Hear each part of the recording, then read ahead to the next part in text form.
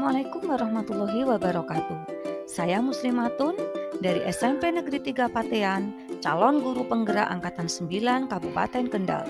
Pada kesempatan ini, saya akan memaparkan demonstrasi kontekstual modul 1.3 tentang visi guru penggerak.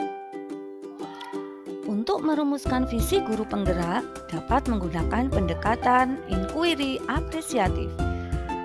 Pendekatan inquiry apresiatif mengidentifikasi hal baik yang telah ada di sekolah dan mencari cara bagaimana hal tersebut dapat dipertahankan dan memunculkan strategi untuk mewujudkan perubahan ke arah yang lebih baik.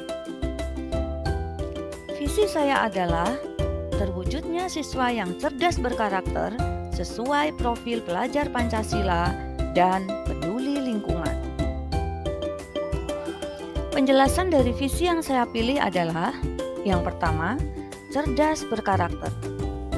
Ciri-ciri dari siswa yang cerdas berkarakter meliputi semua dimensi dari profil pelajar Pancasila, yaitu bertakwa kepada Tuhan Yang Maha Esa dan berakhlak mulia, berkebinekaan global, bergotong royong, mandiri, bernalar kritis, dan kreatif.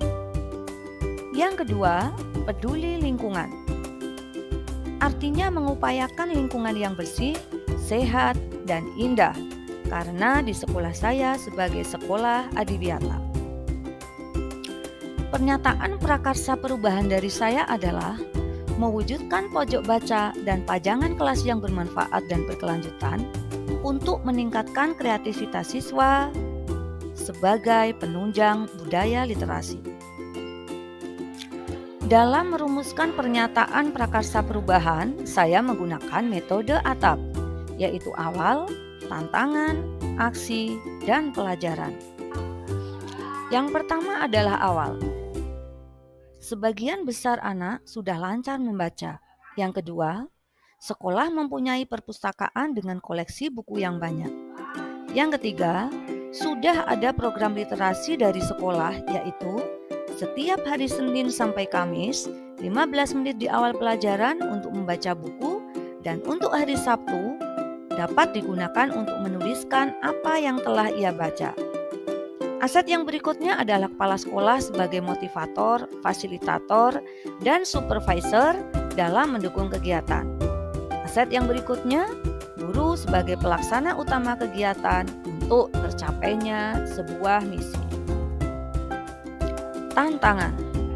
Peserta didik kurang termotivasi untuk berliterasi. Aksi. Yang pertama, membuat pojok baca yang nyaman. Yang kedua, membuat pajangan kelas yang bermanfaat dan berkelanjutan. Yang ketiga, penerapan pembiasaan literasi yang bervariasi. Pelajaran. Diharapkan dengan adanya pojok baca dan pajangan kelas yang bermanfaat dan berkelanjutan dapat meningkatkan kreativitas siswa sebagai penunjang budaya literasi.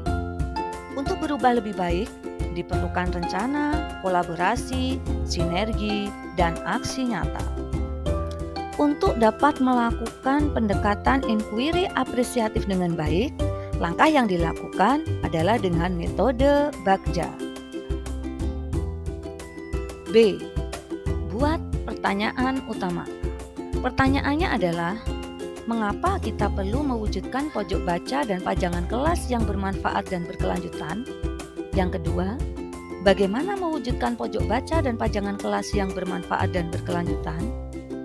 Daftar tindakannya adalah membuka dialog dengan rekan murid, guru, dan kepala sekolah soal program literasi, pojok baca, dan pajangan kelas yang bermanfaat dan berkelanjutan di sekolah, beserta dukungan dan urgensinya. Yang kedua, mencari referensi mengenai kegiatan yang dapat mewujudkan pojok baca dan pajangan kelas yang bermanfaat dan berkelanjutan. A.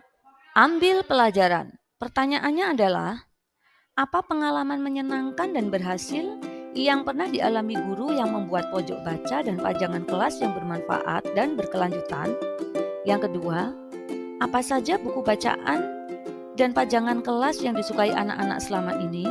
Yang ketiga, bagaimana pengadaan buku pada pojok baca dan pajangan kelas yang berhasil dilakukan selama ini. Tindakannya adalah mencari tahu siapa guru yang sudah pernah membuat pojok baca dan pajangan kelas yang bermanfaat. Yang kedua, mendiskusikan dengan murid-murid bacaan dan pajangan kelas yang disukai. Dan yang ketiga, melibatkan murid untuk menginventaris kekuatan dan potensi yang dimiliki. G. Gali mimpi. Pertanyaannya adalah, apa saja manfaat yang dapat dirasakan dengan membuat pojok baca dan hiasan kelas yang bermanfaat dan berkelanjutan? Yang kedua, apa yang penting dilakukan agar pojok baca dan pajangan kelas yang bermanfaat tetap nyaman, terawat, dan menarik minat? Yang ketiga, bagaimana perasaan saya dengan adanya pojok baca dan pajangan kelas yang bermanfaat dan berkelanjutan? Tindakannya adalah menanyakan pendapat setiap anggota kelas tentang manfaatnya. Yang kedua, membuat desain suasana pojok baca dan pajangan kelas menarik dan berkelanjutan bersama siswa. Yang ketiga, menanyakan pendapat setiap anggota kelas tentang pendapat dan harapan mereka. C. Jabarkan rencana. Pertanyaannya adalah, apa langkah-langkah untuk menyiapkan pojok baca dan pajangan kelas yang diimpikan? Yang kedua, berapa lama target untuk menyiapkan pojok baca dan pajangan kelas yang bermanfaat? Yang ketiga, bagaimana pengaturan agar pojok baca dan pajangan kelas tetap bermanfaat dan berkelanjutan? Yang keempat, apa hal yang pertama dapat dilakukan untuk mewujudkan pojok baca dan pajangan kelas yang bermanfaat? Jawabannya adalah membuat capaian yang realistis untuk setiap minggunya. Yang kedua, menyusun aturan yang boleh dilakukan dan yang tidak boleh dilakukan agar pojok baca dan pajangan kelas tetap bermanfaat dan berkelanjutan. A. Atur eksekusi. Pertanyaannya adalah, siapa saja yang akan saya libatkan dalam mewujudkan dan memonitor rencana ini? Yang kedua, apa saja peran yang dibutuhkan dan siapa yang mengisi peran tersebut? Yang ketiga, kapan pojok baca dan pajangan kelas yang bermanfaat ini dapat dibuka? Jawabannya adalah, yang pertama, keteladanan guru untuk mengajak siswa, teman sejawat, kepala sekolah, dan staf untuk mempraktikkan pembuatan pojok baca dan pajangan kelas yang bermanfaat dan berkelanjutan. Yang kedua, membuat meeting evaluasi dan refleksi secara terjadwal agar mengetahui progres report yang telah dilakukan dan menyusun rencana perbaikan jika diperlukan. Yang ketiga, menentukan tenggat untuk penyelesaian tugas agar kegiatan dapat berjalan sesuai harapan. Pajangan kelas dapat berupa mading kelas, papan refleksi siswa, gambar dimensi profil pelajar Pancasila, hasil karya diskusi dalam pembelajaran, dan lain-lain.